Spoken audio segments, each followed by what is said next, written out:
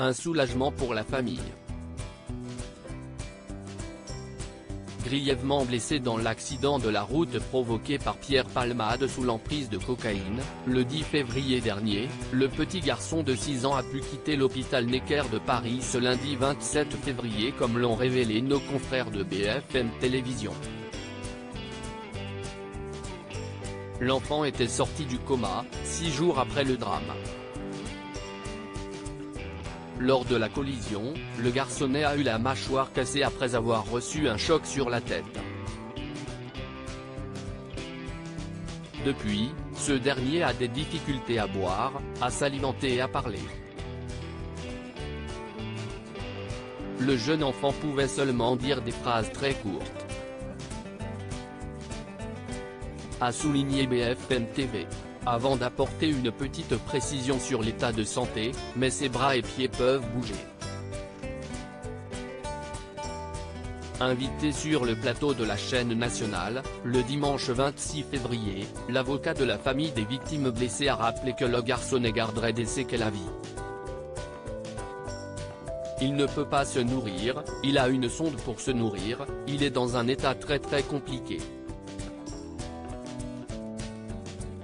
a révélé Mourad Batik. Avant de lever le voile sur la longue convalescence qui attend l'enfant, il va y avoir très long processus de reconstruction d'un point de vue physique d'abord puis psychologique pour un enfant déscolarisé qui était au CP et qui avait une vie tout à fait normale. Quant au père du petit garçon, ce dernier est toujours hospitalisé. Supérieur à Pierre Palmade, Muriel Robin, Michel Larocque, Véronique Sanson. Les femmes de sa vieille affaire Pierre Palmade, le comédien placé en détention provisoire, un verdict que la famille des victimes attendait avec impatience. Ce lundi 27 février, la chambre de l'instruction de la Cour d'appel de Paris a rendu sa décision. Après sa mise en examen pour homicide et blessures involontaires, Pierre Palmade a été placé en détention provisoire avec mandat de dépôt exécutoire. Victime d'un accident vasculaire cérébral, AVC, le samedi 25 février, le comédien de 54 ans ne sera pas incarcéré dans l'immédiat.